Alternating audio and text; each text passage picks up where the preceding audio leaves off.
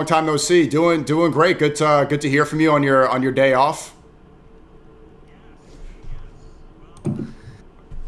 Yeah, we were supposed to connect yesterday, but I fell asleep. So, but what's up? Not much. Hey, wait a second. Is that red? You can wear red, Nick. It's not pure red. And at the time of the prophet, they were trying to make a distinction because the enemies were wearing all red. So you weren't supposed to dress like the enemies who were wearing all red. But as long as it's mixed colors, if you have red and there's another color, it's okay. Okay. Yeah. All right. Just checking. 5 minutes, not even 30 seconds in, I'm getting haram policed. I'm just kidding. It's okay. I know. We like the color red. I saw, did you see a clip from Klav? He's like, I love seeing Nick and SNEAKO go back and forth. It's super funny. You know, there's been lots of clips. And I appreciate you taking this call because Osmongold, for example, he said a couple days ago he'd consider talking to me and just communicating through clips. I think when you have disagreements with somebody, we have a lot of more agreements than disagreements, I think. So maybe it's important to talk about this stuff. And so I appreciate you taking the time to be here. Yeah, absolutely. No, I agree. The back and forth is it's kind of funny because we're just clip farming each other on each other's streams. So we might as well just do it, just sit down and do it. Yeah, so let's start with some of the points of contention, right? We agree that Goyim should unite, but there are some, you tweeted 2 days ago saying, liberal, and my point of view is that it's not really about left and right. I do want to work with you and not have J.D. Vance win because the GOP has made so many mistakes. And I agree. I'm not a Newsom supporter, but I think it makes sense that they are punished for their blatant lying. And, Newsom, although maybe he's saying this for a populist movement, he's saying some things that I agree with. He's saying that Israel is an apartheid state, and he doesn't seem to be in agreement with this war. So I will unite on that and support you there.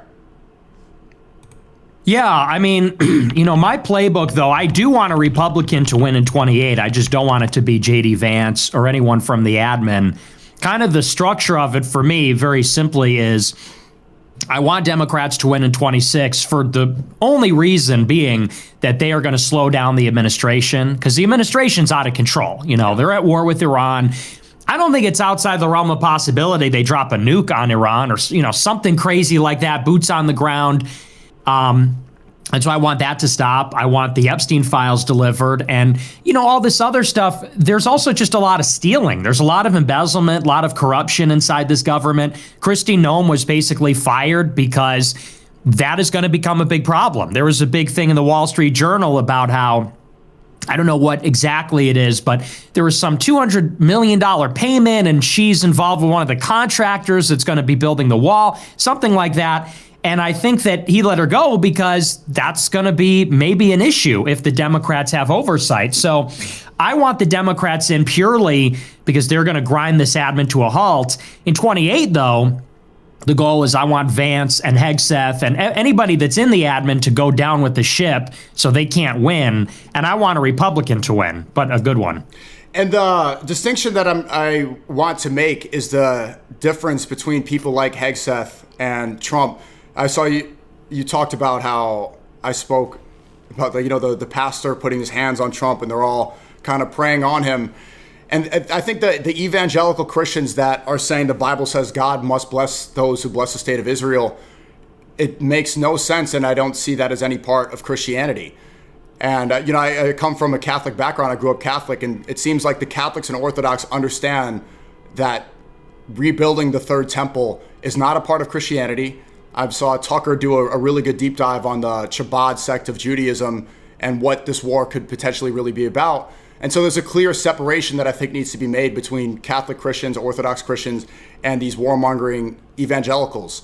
I'm sure you've seen the report of soldiers that were told, and they're complaining that Hegseth was saying Jesus was anointing Trump and shining a light on him to protect Israel and to bomb Iran. So they're trying to turn this into some Armageddon holy war. Hegseth has these crusade tattoos on him. He has the Kafir tattoo, which we believe is going to be written on the forehead of the Antichrist. Hegseth is not like, or anything that he's doing is not Christ-like at all. Yeah, I mean, I guess my only issue is I see Judaism and Jews as the source of evangelical Protestantism, or not even. You could get into that. You could go into like where that comes from, the Masoretic texts and things like that. But I mean, in terms of the dispensationalist theology, this whole idea that those that bless Israel will be blessed, I look at that as basically an outgrowth of organized Jewry. And so I guess I just don't like when it always goes back to, Muslims versus Christians. They say Muslims are backward, but Christians are backward too. They say Muslims do this, but Christians do it too. Christians are decadent and degenerate. Muslims are holy. And if it's going to be Goyim unite, then we got to train the target on Israel, because they really are the ones. Obviously, they're using the Christians to bomb the Muslims.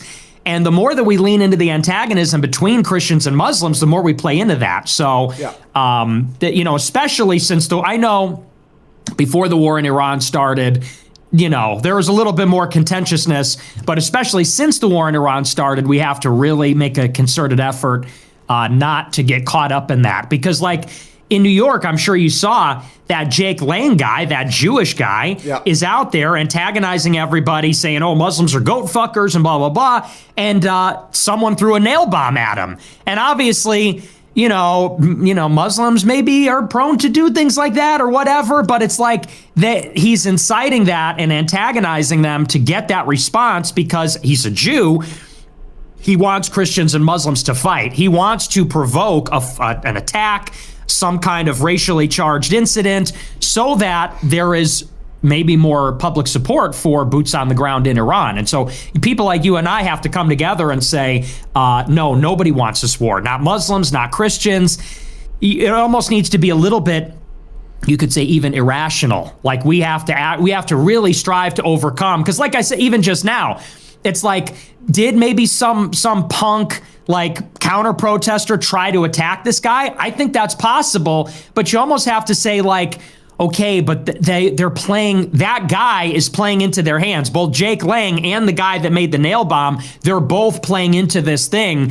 And people like you and I have to really make an effort to resist that and overcome that, even if it's a little irrational. Yeah, staying away from that division. And I mean, there's an equal possibility that this was a setup, that this was part of the plan, that maybe this was somebody hired. But also blaming this guy, if he was throwing a nail bomb on all Muslims, is as ridiculous as blaming Pete Hegseth's warmongering hatred on all Christians, right? Because Protestant Christians dominate America. They are the majority sect of Christianity in America.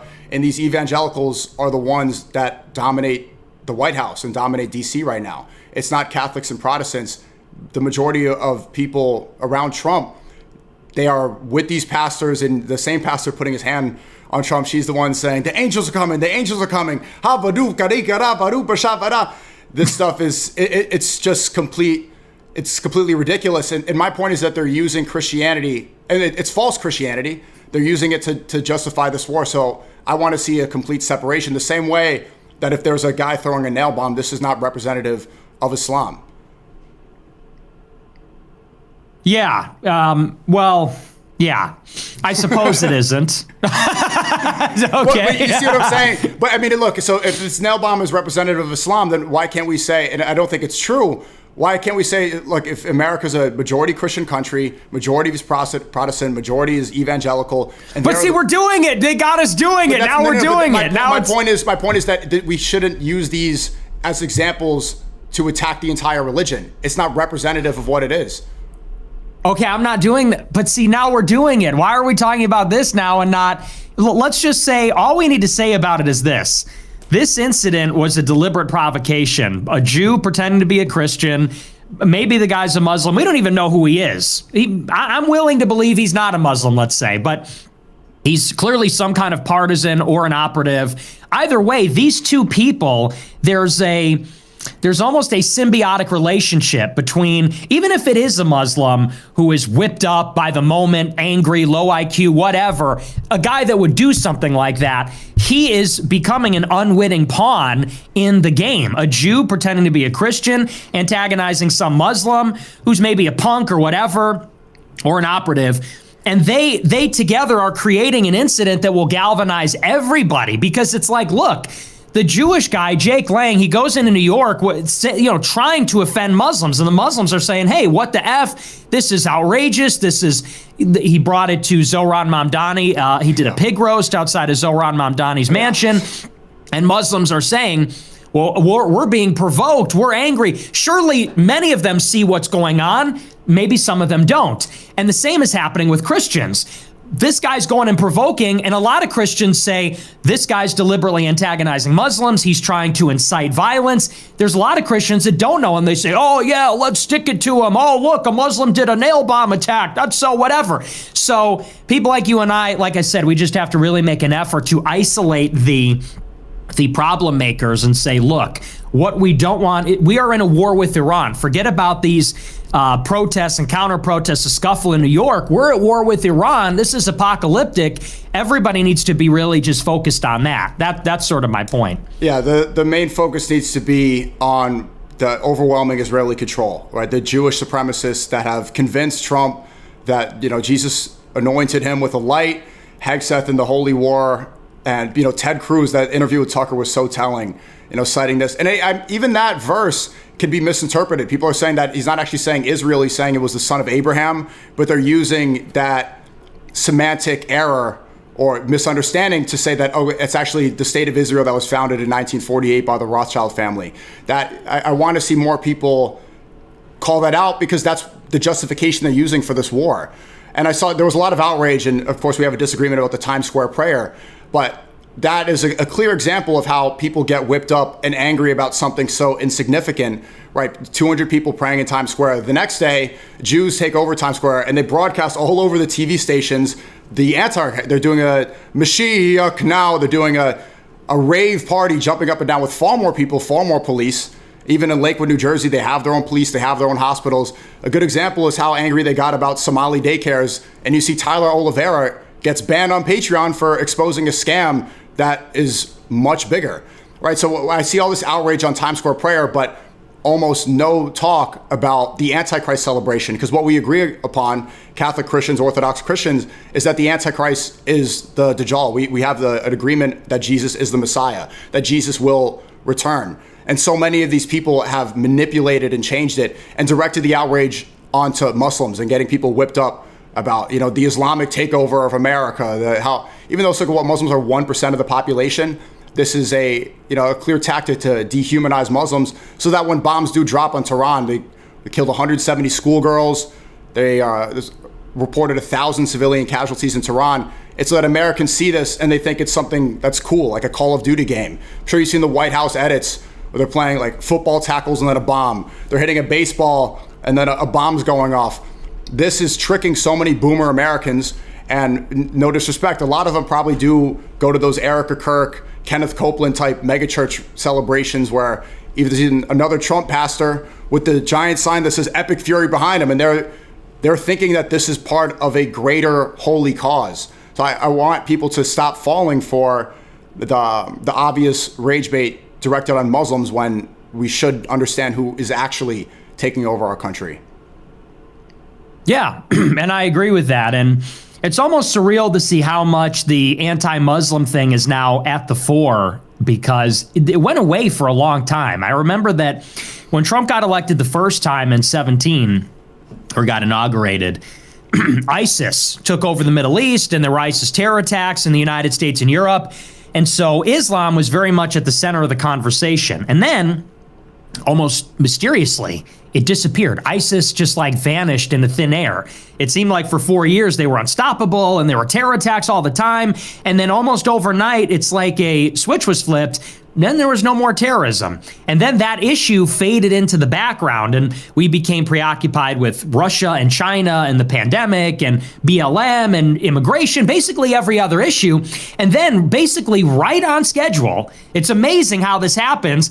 After October 7th, all of a sudden it's like, oh, Islam is taking over America. Oh, Muslim terrorists. I saw today, my old colleague, now enemy, Patrick Casey, he did this video about how Tucker Carlson is smuggling Islam into right-wing conservatism. And now, for context, this is a guy who I knew many years ago who was like a white nationalist. and he was a so-called dissident right-winger, far-right activist, whatever you want to say. And we would have looked at that kind of rhetoric as propaganda. We would say, oh, no one's trying to smuggle Islam into the right wing. We would say that's Jewish propaganda. We would say they're obviously trying to create this, they're fear-mongering and create this spook so that it would generate anti-Iranian, anti-Hamas, whatever the particular enemy is, it would gin up support for war. And now to see basically all the dissident right-wingers kind of taking the bait on this. They're all doing it, and they're now saying, oh yeah, it's Islam. And they all sound like Laura Loomer. They all sound like Mark Levin. And, I've said it on my show, as a Catholic and as a American nationalist, I don't think America's a Muslim nation. I don't want tons of Muslims to live here. Those are my views. At the same time, you also recognize that that's actually not the biggest problem. The big problem, as we've talked about with immigration, it's coming from Latin America and Asia. Yep. That's the illegal immigration. That's illegal immigration. The Muslim immigration is mostly refugees from the wars. Which, and then, beyond that, it's like, what's a bigger problem than immigration?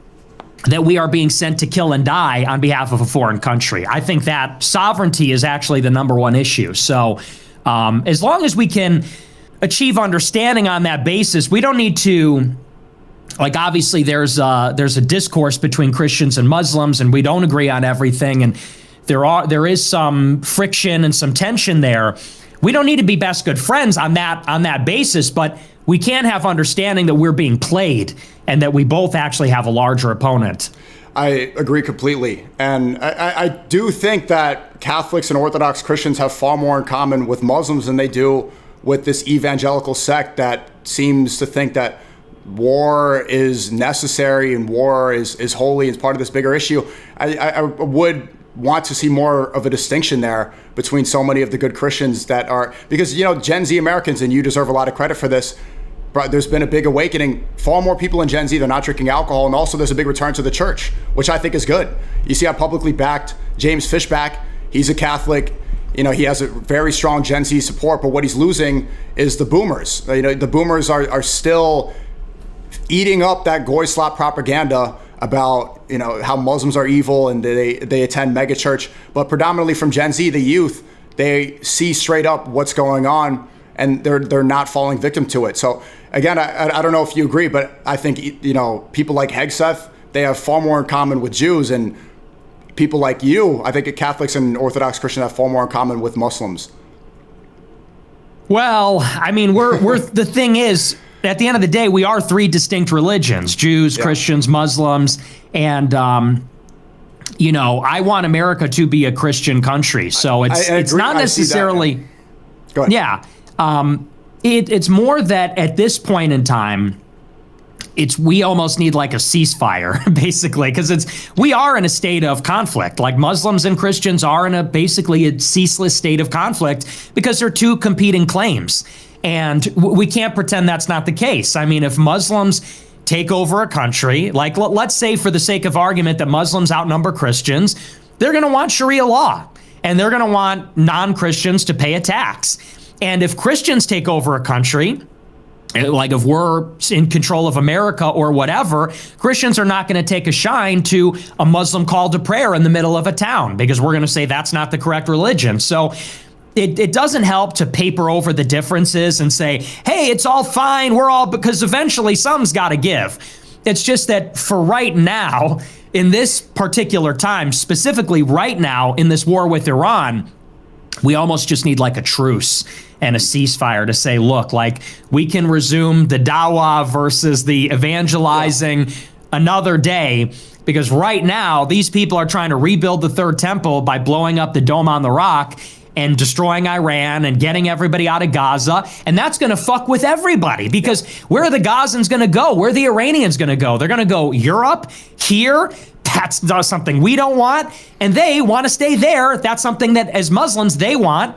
And so that's sort of the framework that we need. It's very important, because if we kind of have a shoddy framework where we say, oh, Christians and Muslims have all these things in common, and Muslims are great and Christians are great. Like, you can't really say Christians are the best because you're Muslim, and I can't really say, Islam is fine because I'm Christian. But what we can say is, right now, the biggest threat to both of us is not each other. So if we're sober-minded about that, it will be easier, I think, to work together. Right, and that's part of the eschatology. There's videos of rabbis saying that they need to have Christians and Muslims at war to destroy Europe so that they can take over the world. And I should probably cut YouTube here. YouTube, I'm going to end. Come on over to kick.com/SNEAKO. It's the link right there in the chat. Okay, came over just now. You don't watch on YouTube, right? You just stay on my Kick stream? Yeah, just Kick. Yeah, so that's part of the strategy.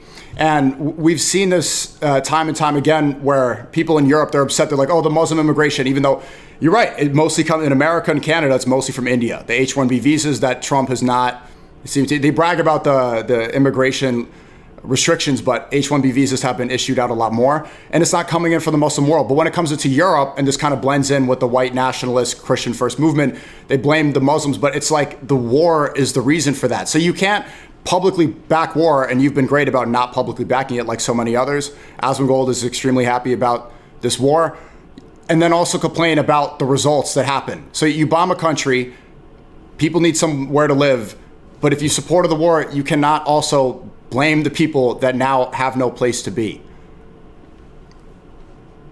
Yeah, well, and what's funny about it is you see these people like you're talking about, not even just Asmongold, but I even think about people in the administration, and they're trying to do this like, it's almost like a George W. Bush era jingoism where they're saying, like, war is cool. Like, if you're not on board with the war, you're a pussy. And it's like the freedom fries thing. Spain isn't supporting this. Yep. So Trump goes, we're not doing trade with Spain.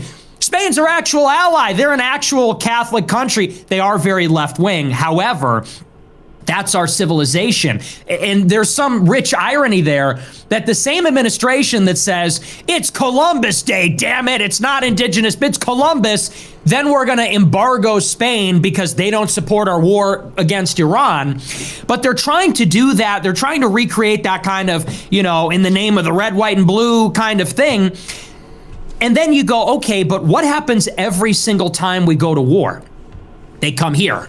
We fight them over there, so we don't have to fight them over here, but then we're going to bring them all here anyway. Syrian refugees, Afghan refugees, Iraqis, whatever. And I notice a lot of these people in the admin, they go, yeah, well, we're just not going to do that. We're going to bomb Iran, we're going to bomb Gaza, and we're just not going to let them in. It's like, you don't really have a choice. One, they do it all the time, and two, it's not really up to you. Stephen Miller, at the end of the day, has no control over what happens in the long term. This happens every time. It's like, I'll give you a perfect example. When Trump was in power in the first term, he had John Bolton as the national security advisor, and they had this maximum pressure campaign against Venezuela. And they shut down all the oil. They wouldn't let him sell oil. And that's when Venezuela got really bad. That's when everybody was eating rats and they were starving. And in that time, 6 to 8 million people left Venezuela. Many of them came here. In Trump's last week in office, he gave them temporary protected status. He said any Venezuelan that comes to America will not be deported. They will be shielded from deportation. The last week in office, Biden gets elected, and what does he do? He brings in 4 or 5 million Venezuelan refugees. And so all these Republicans, it's just like deja vu. It's like we go to war and we go, no, but we won't let any refugees in this time. They lose the election, a Democrat comes in, and they bring in all the refugees. And you go, what the fuck happened? Then they go, well, vote for us. We'll build a wall. We're going to send them all back. We get another war. We're not going to take refugees. Democrat comes in. So it's just like we have to get out of the cycle here. And that's my thing. It's like people just got to see that this is the pattern of history and try to break out of it. That's why I keep reiterating this year, although I put God first and that geopolitically I am America first, right? You mentioned earlier about Sharia law, but the idea of the Constitution, freedom of religion, free speech, this stuff, it really does not overlap with Sharia law at all. So Sharia law is not consistent with the core American values that the Founding Fathers wanted. So, and I love this country, I love America, and you brought it up perfectly. Like, I am an artist. I want to make the movies and stuff. It's not compatible with the, really hardcore fundamentalist Islam. So this is why I prioritize this country and why I'm trying to fight for it. Ben Shapiro, your best friend and enemy for so many years, is pushing what you brought up. This idea that it's a left-right issue, like, oh, these liberals don't want war. Oh, the libs mad. You see the MAGA movement, they're posting videos of Iranians stripping naked in the West and immediately getting naked on Instagram to celebrate Iran being free, even though they're getting bombed so much. And they're like, oh, these liberals are going to be so mad about this. And then you're like, wait, but this is the conservative right? So why are they the ones parading around the fact that women from Iran no longer are covering themselves up and dressing modestly? Now they're free to open up an OnlyFans. This is who is supporting the regime change from Epstein empire and supporting their own country being bombed. Them turning it into a left-right issue is part of that slop and why I separate from that, because I don't want to be boxed in and let people think that it's anti-war or pro-war.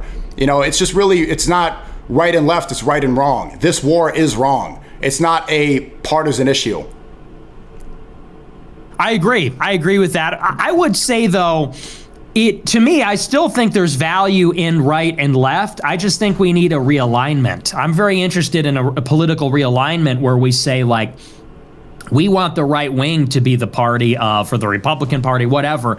We want it to be the party of a certain set or suite of policy ideas versus the left. And so that's why I'm interested, for example, in voting Democrat in 26 and then coming back to the Republican Party in 28 to see if we can get a candidate that will almost shadow what we did in 26, or even in 24 for that matter. In other words, we want to send a message to the GOP that, like, if the right wing is going to be pro-Israel, in favor of regime change, then we will not be a part of that grouping, and so I just want to change what that grouping looks like, because on the left, unfortunately, there is a left wing in America, and I think that you and I fundamentally are against the left in America. Like, I'll give you an example with Zohran Mamdani. Yeah, I know he's Muslim and you like that, and he's America first, or in a way, he said that on the stage. He is America first. In some ways.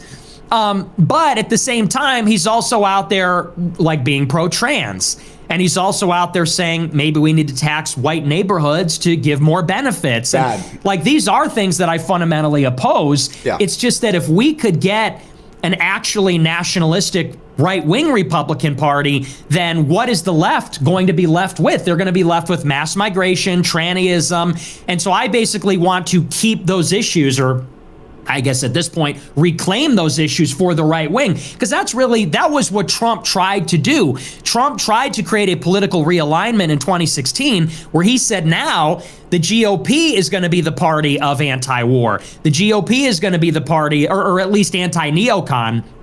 We're going to be the party of the working class. We're going to bring the jobs back with protectionism and tariffs. And we'll also be anti-immigration.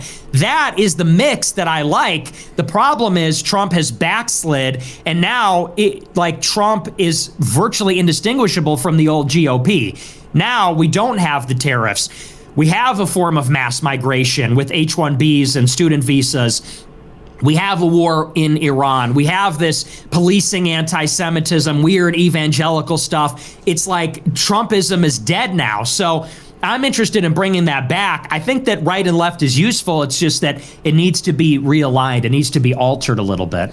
I agree. And there's another separation where you made a very valid point that you think that Iran would lose because of the Westerners infiltrating, right? And a good example is that everyone that the MAGA movement is parading around, these traitors that are celebrating their country being bombed, they are programmed obviously with what you said was Western values, if I'm not mistaken. I want to discredit that, but the strengths that Iran has is the religiosity, is how they band together, this concept of martyrdom, fighting for the truth. It's bigger than nationalism. It's something that's core to their entire way of life, that this is a greater battle. And a lot of them were definitely awakened after the assassination of Khomeini, right? This follows into that line of thinking.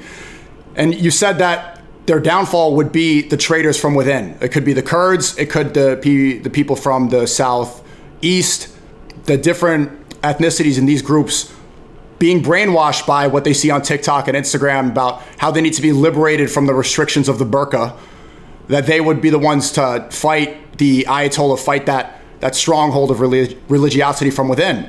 And so what you indirectly said was that the Western values, that American values, even though that's not core American values, but what it is right now, and even the propaganda that they're spreading, it's bombing Muslims, it's, war is cool because it's a Call of Duty game, epic fury, and liberation of women, they should get naked in the streets.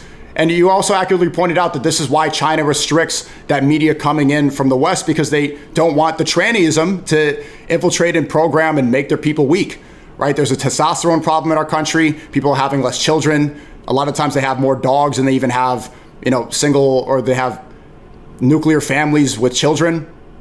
This is a clear problem. But the distinction, like when I say this, a lot of people say, they say like, oh, you hate America, you hate it. No, I love America. I love what the founding fathers were about. I love these core values, but it's been subverted so much that what can you even define American values as now? If you look at the White House page, it's football, goy slop, and bombing Muslims. It's the women opening up OnlyFans because they got freed from the Ayatollah.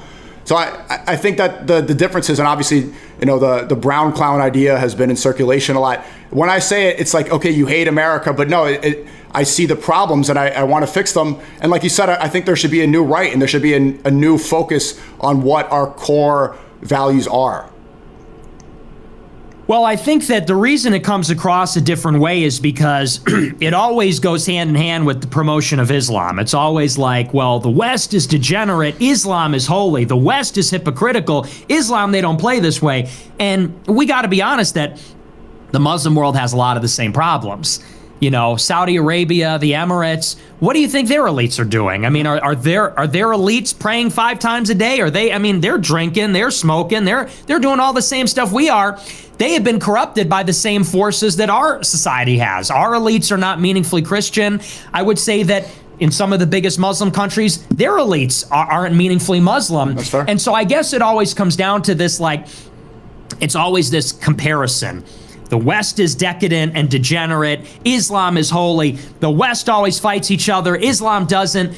And there just should be maybe, some recognition that, the Muslim world has many of the same. There's a lot of division there. There's a lot of infighting and there's a lot of hypocrisy. It should just be something like, let the West be the West. If you want to critique the West, say the West should return to its illiberal roots, because I agree. You also identify Westernism with liberalism, and that's not really wrong per se, but the West does have an illiberal tradition. You do have Catholicism. You do have reactionary politics in the 19th and 20th century. And so I guess people don't like this idea that everyone's now going to convert to Islam. That's the only reactionary force in the world. It's Western liberalism versus illiberal Islam. And we all got to be like your buddies. I'm not going to say who, but it's like we're sick of the West, so now we're going to join up with these other guys. Because for me, when I say I'm against the decadence of the West, I'm saying we need to get smarter as the West, like we used to be, stronger like the West used to be. We need to put ourselves first. We need to be a little bit more protective of our culture. We need to be a little bit less open to the outside world, less tolerant. And we do need to reassert the religious core, which would be Catholicism, not Islam. So that's where it maybe rubs me the wrong way, is it's always, you guys suck, we're great, you guys are evil, we're these wholesome Chungus guys just trying to pray and everything. And it's like, okay, well, I don't want to get my whole civilization shit on. That's where I think people get defensive. You said that it can be described as liberalism. So, I did endorse you back in 2023, Fuentes Rally 2. I said Christ is king, which I still do. I got a lot of criticism from that, but I do believe that in a sense. It's like, because Jesus will return. Jesus is the true Messiah. There's not the false Messiah. I don't believe in the Mashiach. Jesus will come and correct a lot of these people, and I look forward to it. And we believe that he's a prophet. We revere him. We believe in the Virgin Mary. And so I still think, I still want to be able to say Christ is king the way I did at Fuentes Rally 2.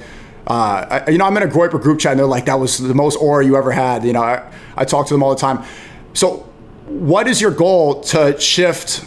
So how would you define Westernism with liberalism, and how do you see the return to Catholicism and tradition in America, which I think is objectively good for this country? So here's the thing. Like I said, liberalism is, according to Catholics, an error. It is part of our syllabus of errors. We don't support it.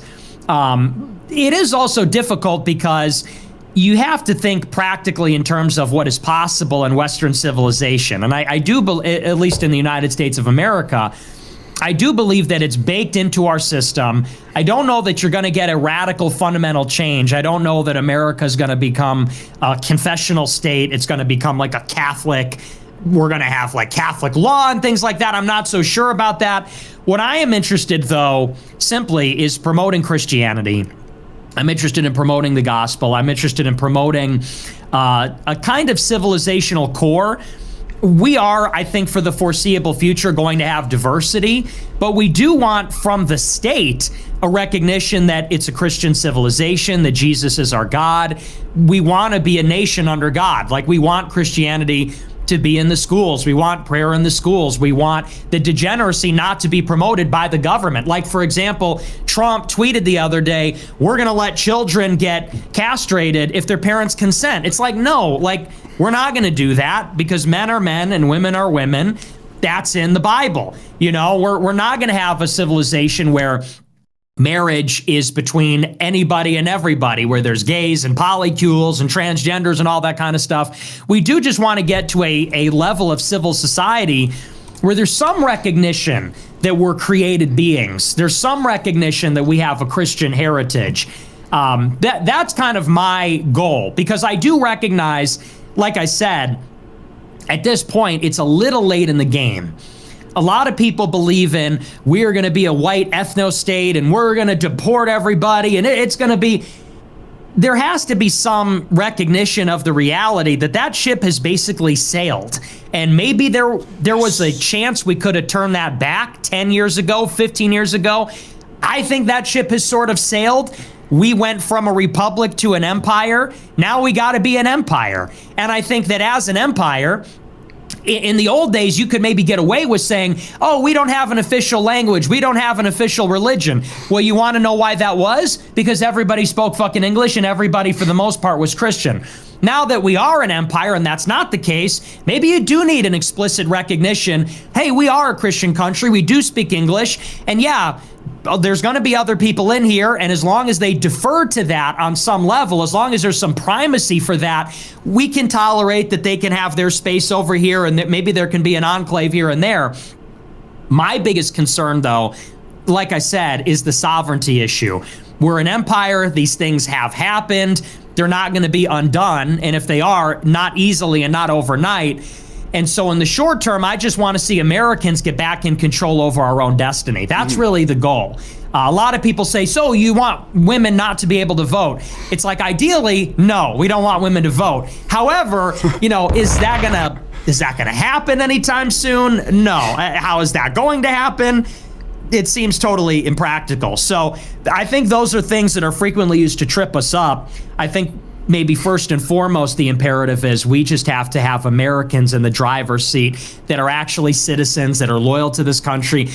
Can we start with not dual citizens? Can we start with getting Randy Fine out of Congress? Then we can maybe take it further. But that's kind of where I'm at.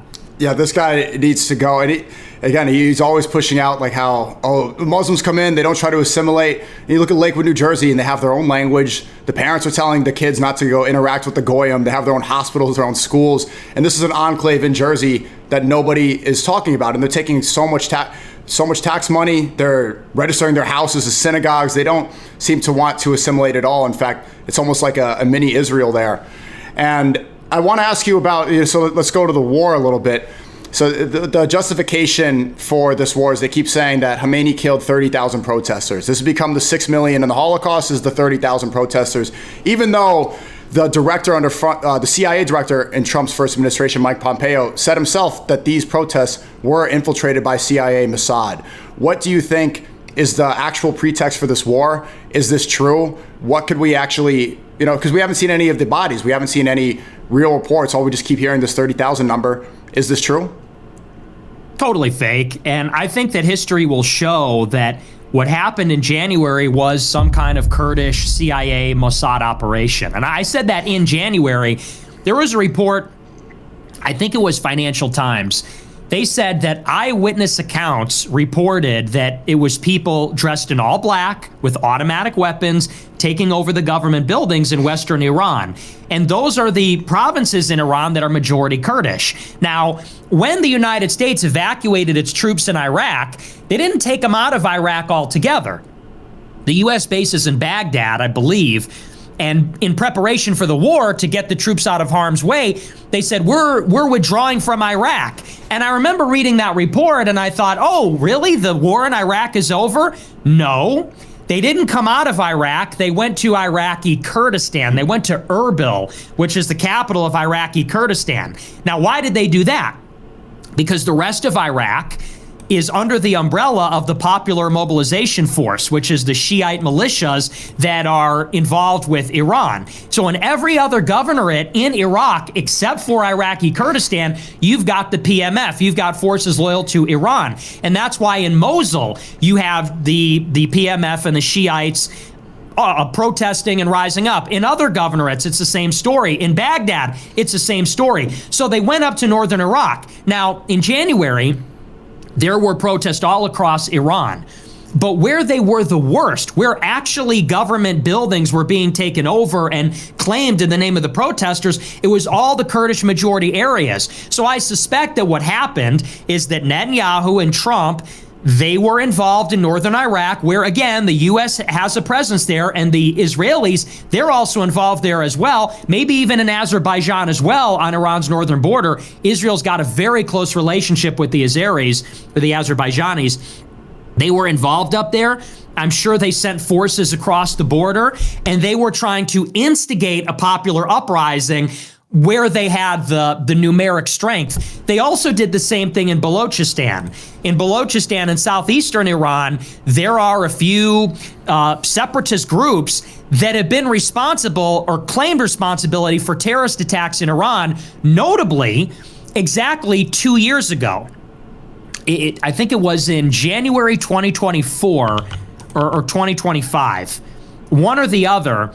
It was on the anniversary of Qasem Soleimani's death. There were two huge terrorist attacks at the site of his grave. And I think it was a few dozen people were killed. And of course, everybody initially blamed it on Israel. The Iranian government said, no, it was Josh al-Adil, which is a Baloch separatist group. They also have deep security ties with the Israelis going back 15, 20 years. So, and going back to our previous conversation, these are the types of groups that the Israelis and the Americans are going to use to try to overthrow the government and create instability. The real pretext for the war, obviously, it's not the dead protesters. That number is exaggerated. And in my opinion, what Iran is doing, it's not like they're just killing protesters, waving signs and making their voices heard. They're shooting operatives that are trying to kill the Iranian Revolutionary Guard and overthrow the regime. So that's a very different thing. The real pretext for the war, it goes back 50 years, as you know. Yep. Israel has this plan to basically destroy every country in the Middle East. Iran is the last on the list. And October 7th is what kicked off this once and for all march to a showdown with Iran. And so first Israel ripped apart Hamas. Then they ripped apart Hezbollah systematically. Then they got Assad out of Syria, and then the IRGC was expelled from that country so that Hezbollah could not be rearmed. Then they had the United States degrade and bomb Iran, go after its nuclear facilities. And now what you're seeing is basically the beginning of the end of this 50-year campaign, this 2-year campaign to confront and overthrow Iran. And that is what it has always been about. Everything else, nukes, protesters, the Kurds, the Yazidis, the genocide, all that other stuff is just a pretext. All that other stuff is just a big fat excuse to do what Israel always wanted to do, which is annihilate anyone that rivals their interests in the region. Yeah, you had a really good breakdown with the map open. There's that, that 25-minute clip talking about Iraq, Syria, Libya, how every single neighboring country, all the enemies with targets at Israel have been completely destabilized. And Iran's the last one. So you got it completely right. I saw that you think that U.S. right now is winning this conflict. It's going back and forth. There's no end in sight. They haven't said when this will be over. They can't give us a date. Trump did say 2 weeks to stop the spread in 2020. So it sounds like we had a PTSD. And now there's more talk, and it seems like it's inevitable that troops will be deployed. There's going to be some boots on the ground in Iran. When can we expect this to finish? And is the U.S. actually winning like Trump and Fox News are bragging about? I have no idea where it goes from here, honestly. It's very hard to predict. But here's what we do know. Well, we know there's been some new developments. First, I'll say this. In the opening phase of the war, it looked as though the United States was winning. That was apparent because the United States killed the supreme leader and I think conducted 1,800 airstrikes. In the first 24 hours, I think it was 1,300 airstrikes. Now it's almost 2,000. So there has been very little in the way of a response from Iran. Iran has not killed very many people. They haven't successfully destroyed any strategic assets from America. What the U.S. imperative was getting into the war is that they needed a quick and easy win. And the reason being is because if it turns into an attritional war, the advantage is with Iran. And that just has to do with the physics of intercepting ballistic missiles and the economics of making interceptors and ballistic missiles, which maybe everybody's familiar with, but long story short, it's cheaper to make a ballistic missile than to shoot one down. Iran makes more ballistic missiles than we make the interceptors that shoot them down. And the rate of interception is about 20%. So we got to make 5 times as many of these expensive weapons that we don't even really make a lot of them versus Iran, which is a missile factory, and it's very cheap and it's very easy to launch them. So for economic reasons, this cannot go on for weeks and weeks, months and months, because if Iran can just launch these missiles, it disrupts shipping in the Strait of Hormuz, which has ripple effects in the global economy. And if they're pounding Israel or also the Gulf states, it's going to grind those economies to a halt, and then those countries will put pressure on the United States. To do what? Well, the answer is escalate. Now, there's been some developments here, which is one, Strait of Hormuz is effectively closed and has been. Even though it seems that these ships are not really being sunk, Iran is not hitting the ships, they will not take the chance crossing the strait because they're not insured. So insurance companies will not insure the cargo because it's very risky. The Development Finance Corporation stepped in and offered to insure them. Even still, the ships aren't going through. And it seems that Trump is frustrated by this. As a result, crude oil is going at almost $100 a barrel. I haven't checked the latest price since last night, but energy prices are spiking. Yeah. All these economies are responding accordingly. China will not export its energy. Japan is talking about opening up their strategic reserves. Particularly affected is countries that rely on natural gas. LNG, which comes out of the Persian Gulf from the Emirates and goes to Europe and goes to other places, that's being affected by this. There was, however, a ceasefire that just broke out, I think last night. Saudi Arabia, backed by the Europeans, negotiated their own ceasefire with Iran. And actually, to the chagrin of many Iranian hardliners, the Iranian president, Pezeshkian, apologized and said, sorry that we bombed the Gulf countries, and they said they won't target each other anymore. Now, that being said, Iran is still bombing the Gulf countries. Iran is still launching projectiles at Dubai, and the Houthis launched some drones at Saudi's eastern province where the oil is. So I don't know if that's real or if it's overstated, but there's been some talk of a limited ceasefire between these two, between the Gulf, the GCC, and Iran. Now, the administration is saying we're going to escalate. Trump has said we're going to bomb Iran really hard. The second phase starts tonight. We're really going to pound them. And Trump also says, and it's been implied, that we're going to deploy a limited ground force to maybe disassemble Iran's nuclear facilities or its ballistic missile launch platforms because, one, in the event that Iran falls apart, that is going to be a huge concern. All this highly enriched uranium, these centrifuges, who will that fall into the hands of? And maybe you create so much chaos in Iran that you can deploy special forces, get them in, get them out, and they disassemble everything. Maybe that was the whole plan. And then number two, here's the other problem. Even though it has been reported that we've destroyed half of Iran's ballistic missile launch platforms and we've hit them 2,000 times, and they say we're going to control their airspace in a couple of weeks, Iran still has half of its ballistic missiles. So they still have a huge stockpile, and they still have the ability to launch the missiles. And historically, this is tricky. Last year, we bombed Yemen for a whole month, and they were able to launch missiles. And that's this tiny movement in the west coast of Yemen. We could not stop them from launching missiles. Iran is 3 times the size of Iraq. It's a huge country. They've been preparing for this for 30 years. So it's like, if we can't stop the Houthis from launching missiles, you can't stop the Iranians from launching missiles. They got way more of them, way more territory. And the last thing I will say is that Trump has now changed the conditions for victory. In the opening phase of the war, he said, well, we want an uprising and we want to destroy their missile system. Now he says we want an unconditional surrender, right? Which is scary, because this is like Japan. This is like Imperial Japan in World War II. Now it's an unconditional surrender. You want Shiite Muslims to unconditionally surrender? How the fuck are you going to get them to do that? You don't want to invade. You're not going to invade. You can't bomb them into submission. So how are you going to get these people to agree to that? We didn't even get Maduro's government to agree to an unconditional surrender. So that scares me. That sounds like nuclear talk. That sounds like we're going to nuke them until they beg for mercy.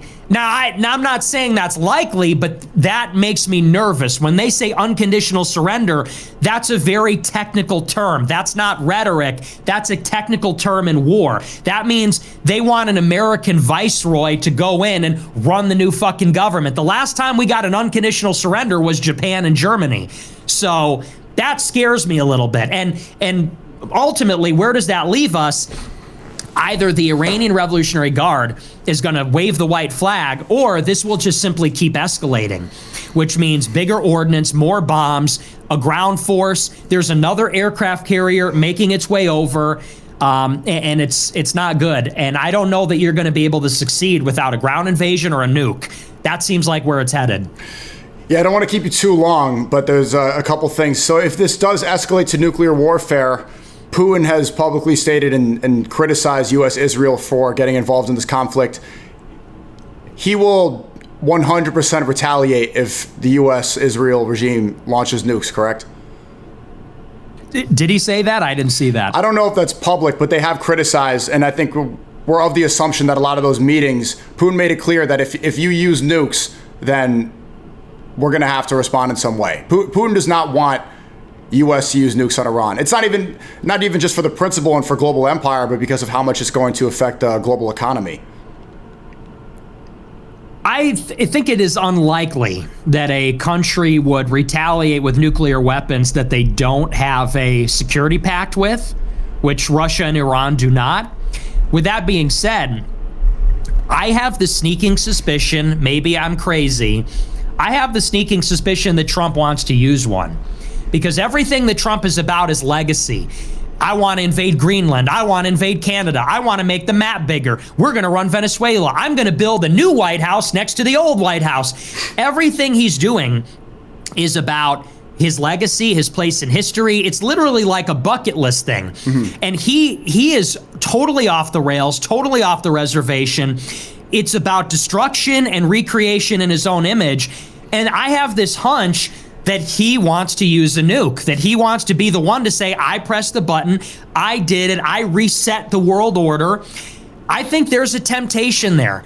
And I wouldn't have said that in the first term, but based on everything I've seen from him now, and this is just a hunch, that's all it is, it's just a gut feeling.